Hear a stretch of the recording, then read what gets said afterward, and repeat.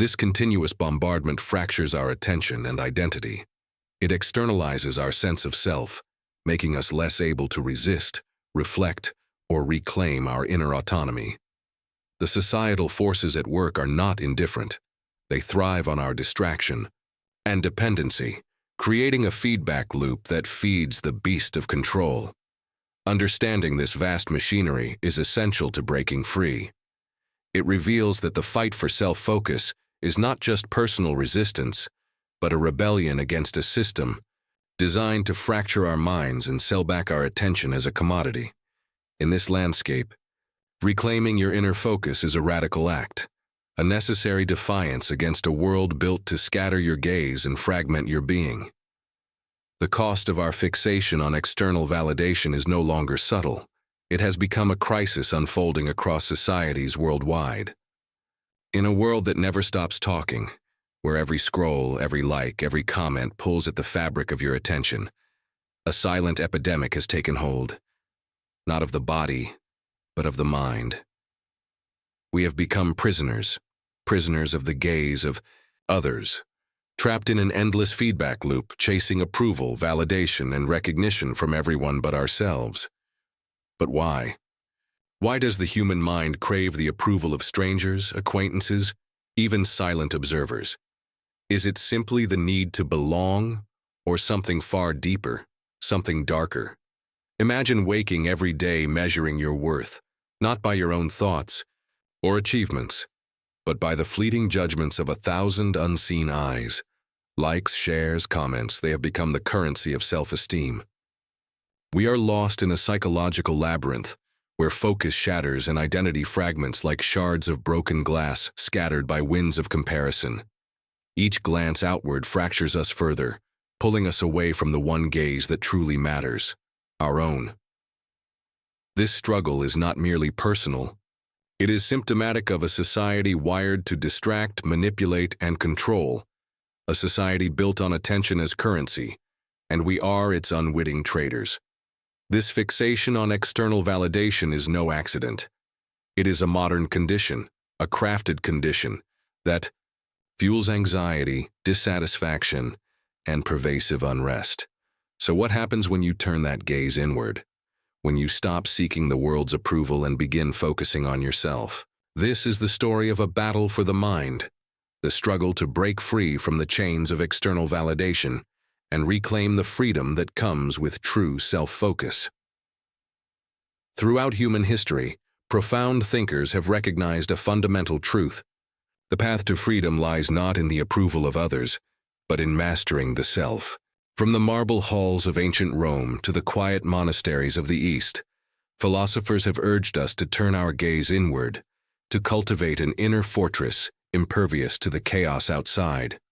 Stoicism, one of the most enduring schools of thought, from antiquity, offers a clear guide. Marcus Aurelius, the Roman emperor and philosopher, wrote that true power comes from within, from controlling one's mind rather than the uncontrollable external world. You have power over your mind, not outside events. Realize this and you will find strength. His words invite us to reject the distractions of fame, fortune, and fleeting praise, and instead seek sovereignty over our own thoughts and desires. Epictetus, another Stoic sage, echoed this. External things are not under our control, so fix your attention only on what you can govern, your own judgments, your own actions. This focus on the self was not a retreat into selfishness, but a profound act of liberation. At the same time, Eastern philosophies such as Buddhism reveal similar wisdom. The Buddha taught that suffering arises from attachment, to possessions, to identity, to the opinions of others. Liberation, he said, is found in detachment, in quieting the mind and turning awareness inward. This inward journey dissolves the ego's craving for validation and reveals a deeper, unshakable peace. Yet despite this universal wisdom across cultures, something shifted over time. The collective human story has moved away from these teachings toward a culture obsessed with outward appearances and social standing. Where once the inner self was the fortress, now it is a vulnerable target, constantly besieged by external demands. Why this shift? Part of the answer lies in the rise of societal structures that profit from distraction. Empires, religions, and now digital platforms have all, in various ways, fostered dependence on external validation to maintain control. By encouraging us to seek meaning outside ourselves, through status, possessions, or social approval, these systems weaken our inner autonomy. This tension between ancient wisdom and modern society creates a silent war within us. On one side, the timeless call to focus on the self. On the other, the relentless pull of a world designed to scatter our attention and fragment our identity. Understanding this history is crucial. It reveals that the battle for your mind is not merely personal, but part of a larger human drama, one that has played out across centuries and continents. To reclaim your focus on yourself is to tap into a deep lineage of thinkers who understood that true freedom is found not in the gaze of others, but in the sovereignty of your own mind. At the core of our restless fixation on others lies a powerful psychological force, one that is both ancient and startlingly modern. Humans are wired to compare themselves, a mechanism born from evolutionary survival, but now twisted into a relentless trap of insecurity and yearning. Social comparison theory, first articulated by psychologist Leon Festinger in the 1950s, reveals that we naturally evaluate our own worth by measuring ourselves against others. This process once helped our ancestors navigate social hierarchies and form alliances, but in today's hyper-connected world, it has become an unyielding feedback loop that consumes our attention and fractures our sense of self. The digital age has amplified this impulse exponentially. Each notification, each like, triggers a dopamine release, a chemical hit that briefly floods the brain with pleasure and validation. But just as a drug loses potency over time, the rush fades quickly, pushing us to seek more. Social media platforms exploit this cycle with surgical precision, turning the quest for approval into an addiction. This dopamine-driven feedback loop hijacks free will, subtly reshaping behavior to chase external rewards rather than inner fulfillment. What begins as a casual glance at a friend's perfect life soon spirals into envy, self-doubt, and distraction. Cognitive biases like the spotlight effect, the belief that others notice us far more than they actually do, intensify this anxiety. We become prisoners of imagined scrutiny, hyper-aware of how we are perceived, and desperate to control that image. These psychological mechanisms don't just affect our online lives. They infiltrate personal relationships, where the need for approval can distort authenticity, breeding resentment or codependency. At work, they fuel toxic competition and burnout, as individuals strive not for mastery or meaning, but for external recognition and status. What is most unsettling is how deeply these patterns are embedded in our neural architecture. The brain's reward system, evolved to keep us alive and socially connected, has been weaponized by modern society's relentless focus on outward validation. The result is a collective psychological dependency, a cultural condition where self-worth is outsourced and inner freedom is sacrificed. This systemic issue is rarely acknowledged. Instead, we are told to be ourselves, or just ignore it, as if personal willpower alone can overcome a carefully engineered psychological landscape designed to fracture the self. Recognizing these invisible chains is the first step toward reclaiming autonomy. It allows us to understand that the struggle isn't just in our minds, it is embedded in the very architecture of our social environment and biology. The good news? While the trap is powerful, it is not unbreakable. Awareness of these mechanisms opens the door to conscious resistance. By learning to disengage from the compulsive need for external validation, we begin to reclaim control over our own minds. The individual's struggle to maintain focus on the self does not occur in a vacuum. It is caught within a vast, complex system designed to exploit our deepest psychological vulnerabilities. Media, advertising, and the powerful institutions behind them have become masters of manipulation, expertly feeding the beast of external validation to maintain control over the collective mind. This system operates like a puppeteer pulling invisible strings, deliberately diverting attention outward, saturating the senses with endless streams of distraction. Sensational headlines, viral controversies, and emotionally charged content flood every screen, each designed to hijack our focus and keep us locked in a state of constant reaction. Fear, outrage, desire. These primal emotions are the currency of this attention economy. Media platforms amplify division and anxiety because it fuels engagement, keeping us hooked and distracted from the inner life that could offer true freedom. In this ecosystem, attention is the prize, and it is fiercely fought over, manipulated, and commodified. This is not a new phenomenon. History reveals a long lineage of propaganda and control tactics, from ancient empires' use of spectacle and mythology to 20th century regimes mastering mass media to shape public opinion. What has changed is the scale and precision. Today's digital platforms collect vast data on our behaviors, moods, and desires, allowing a level of psychological targeting that was once unimaginable. Advertising, once straightforward persuasion, has evolved into subtle psychological warfare, crafting manufactured desires that make us believe happiness lies in products, status symbols, or social approval. The resulting consumer culture perpetuates the fixation on external validation, making us dependent on the approval of the marketplace as much as the approval of peers. Mental health issues have surged, identity has become fragmented and authentic. Human connection grows increasingly rare. Beneath the surface of our hyper-connected lives lies a profound loneliness, an existential ache that no number of likes or followers can soothe. Scientific research reveals stark correlations. Anxiety, depression, and feelings of inadequacy soar as social comparison intensifies. The constant bombardment of curated perfection on social media distorts reality, planting seeds of self-doubt and despair. We scroll through filtered lives, measuring ourselves against impossible standards, and the result is a fractured sense of self that struggles to find coherence or peace. This epidemic of external focus corrodes relationships as well.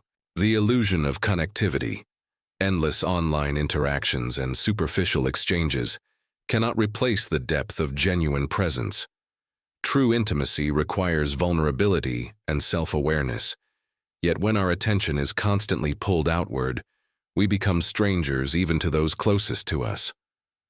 Conversations grow shallow, empathy diminishes, and isolation deepens, all while screens glow relentlessly between us. Identity itself feels less like a stable foundation and more like a shifting mirage. When self-worth depends on others' perceptions, we become shapeshifters, molding ourselves to fit the ever-changing expectations of our digital audiences. The authentic self becomes buried beneath layers of performative personas, each crafted to elicit approval, to avoid rejection. The emotional toll is immense. Existential angst, questions about meaning, purpose, and belonging, intensifies in a world that rewards distraction and surface-level engagement. Many find themselves adrift, seeking fulfillment in external validation, yet ending up more empty and disconnected than ever before. This crisis demands urgent attention. It calls for a radical shift, away from the ceaseless chase of others' approval, and back toward the inner landscape of self-awareness and acceptance. The path forward requires courage, the courage to face discomfort, to silence the noise, and to rebuild an identity rooted not in external reflections, but in genuine self-understanding. Recognizing this crisis is not despair, but the first step toward healing. It is a call to reclaim the mind, to nurture authentic connections, and to rediscover the freedom that lies in focusing on oneself, not others. Amid the noise and distraction, a way forward emerges, a path toward reclaiming the self and with it true freedom. This journey begins with a simple yet profound choice: to shift focus inward, away from the endless chorus of external demands and toward the silent, steady voice within. Mindfulness is one of the most powerful tools for this transformation.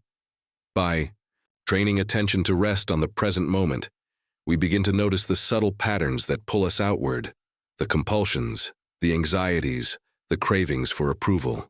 In these moments of awareness, the grip of external validation loosens, and the mind finds room to breathe. Self-reflection deepens this process. Through honest inquiry, we learn to recognize the illusions we've accepted, the false narratives, built on others' opinions, and dismantle them. This is not an easy path. It demands courage to face uncomfortable truths about our dependence on validation and the vulnerability of true autonomy. Yet it is also a path of immense liberation. Disciplined. Detachment from external approval further strengthens this freedom. It requires setting boundaries, limiting exposure to toxic influences, questioning the motives behind our desires for recognition, and cultivating an inner anchor that is not swayed by shifting social tides. This is the art of self-mastery, choosing what deserves attention and what does not. Philosophers like Marcus Aurelius and the Buddha did not merely theorize about these ideas, they lived them, demonstrating that true power lies in sovereignty over one's mind. Their teachings remind us that self-focus is not selfishness, but the foundation of authentic living. This transformation is a radical act, a quiet revolution that begins within. It challenges the very structures that profit from our distraction, reclaiming autonomy from a world intent on control. To reclaim your mind is to reclaim freedom itself. It is a call to resist the psychological chains forged by external validation and to embrace a life rooted in genuine self-awareness, purpose, and peace. The revolution does not happen overnight, but each moment spent turning inward strengthens your ability to stand firm against the tides of distraction. It is in this steady reclaiming of focus that true freedom is born. To focus on oneself, in a world clamoring for attention, is often misunderstood as selfishness. Yet this quiet revolution, the turning inward, is perhaps the most radical act of defiance we can offer. It is the reclaiming of our most precious resource, our attention, our identity, our freedom. We began by exploring a society obsessed with external validation, where minds are fractured and identities lost in the endless gaze of others. We traced ancient wisdom, unveiling a timeless truth that real power lies not in the approval of the crowd, but in mastery over the self. We unraveled the psychological mechanisms and societal forces that keep us entranced, trapped in cycles of comparison and distraction. We faced the modern crisis of mental health and disconnection, born from this outward fixation. And now, at the journey's end, we see that the revolution begins within. To focus on oneself is not retreat but resistance, a deliberate act of reclaiming autonomy amid chaos.